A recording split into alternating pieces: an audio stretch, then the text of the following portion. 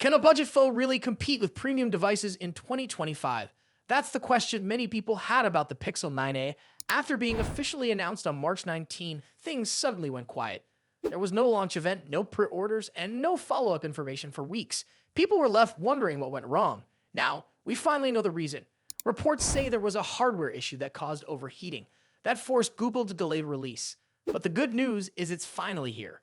So now that it's launched, is the Pixel 9 actually worth your money? Let's break it down. The pricing remains familiar. The base version with 128 GBs of storage is priced at $499 US. If you need more space, the 256 GB model comes in at $599. So far, Google has kept the price in the same range as the previous series model, which is great for buyers looking for performance without spending too much. When it comes to looks, Google has added some fresh color options to catch your eye.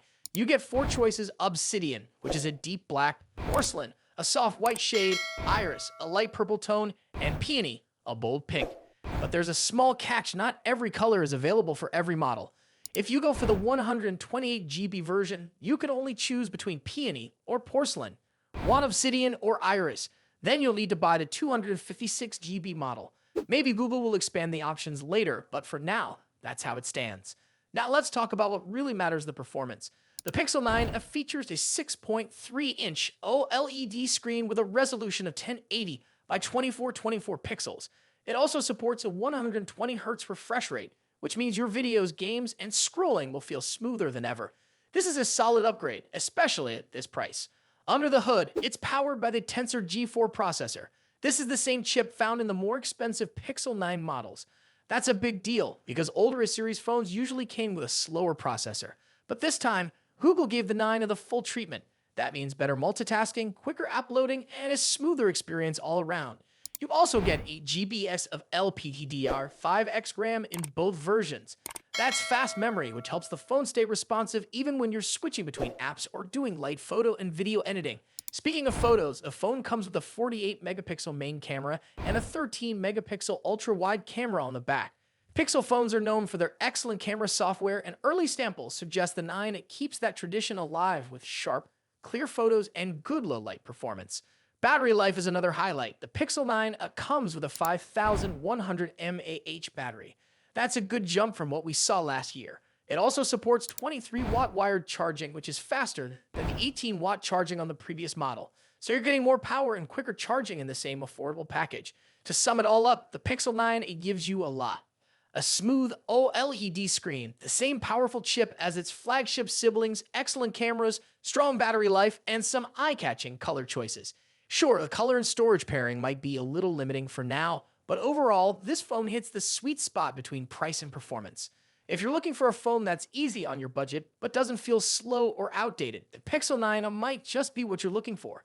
It's shaping up to be one of the best value for money phones this year. Make sure to hit the like button if you found this helpful, and don't forget to subscribe for more updates on the latest tech. Are you wondering when your Samsung phone will finally get the One UI 7 update?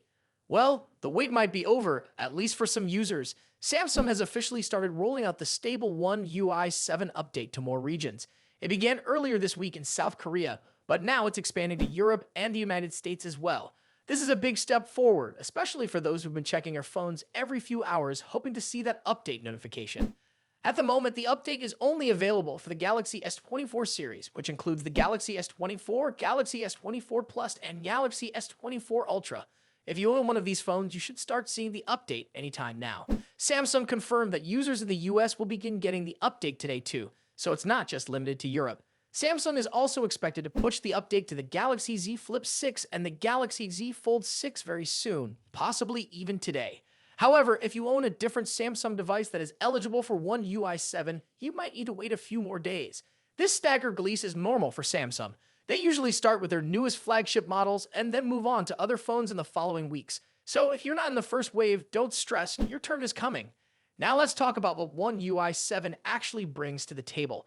This isn't just another boring update with a few bug fixes. Samsung has packed in some real changes this time. One of the most noticeable changes is the new design. The entire interface looks cleaner and feels more modern. It's easier to use and offers more ways to customize your device so you can truly make your phone feel like your own. A new feature called the Now bar has also been added. It's a dynamic tool that adjusts based on what you're doing on your phone. Whether you're watching videos, browsing the web, or messaging someone, the now bar shifts to give you quick access to the tools you're most likely to use at that moment. It's a small change, but one that makes your daily usage feel a lot smoother. Widgets are also getting a boost in this update. There are new styles, more options, and better ways to organize them. If you like having useful info right on your home screen, you'll love this part of One UI 7. Samsung has clearly put effort into making widgets not just useful, but also better looking and easier to use. But that's not all. One UI 7 is also packed with new artificial intelligence features.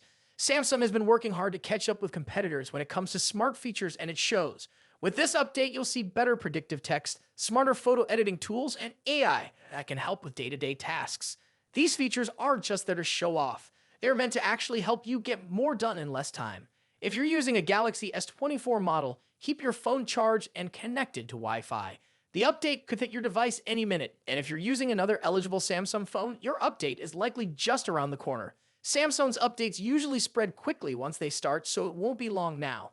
This is one of Samsung's most exciting updates in a while. With the design refresh, smarter tools, and better customization, One UI 7 feels like a step forward in the right direction. If you're excited about this update or already received it, let us know your thoughts in the comments. And if you enjoyed this video, don't forget to like it and subscribe to our channel for more tech news, updates, and reviews. Thanks for watching, and we'll see you in the next video. Have you ever noticed how people react to new iPhone leaks? It's like they get a sneak peek at something and suddenly everyone's got an opinion, especially when it comes to design. That's what's happening right now with the iPhone 17 Pro. Recently, some renders surfaced online, showing a design with a black camera bar across the back of the phone.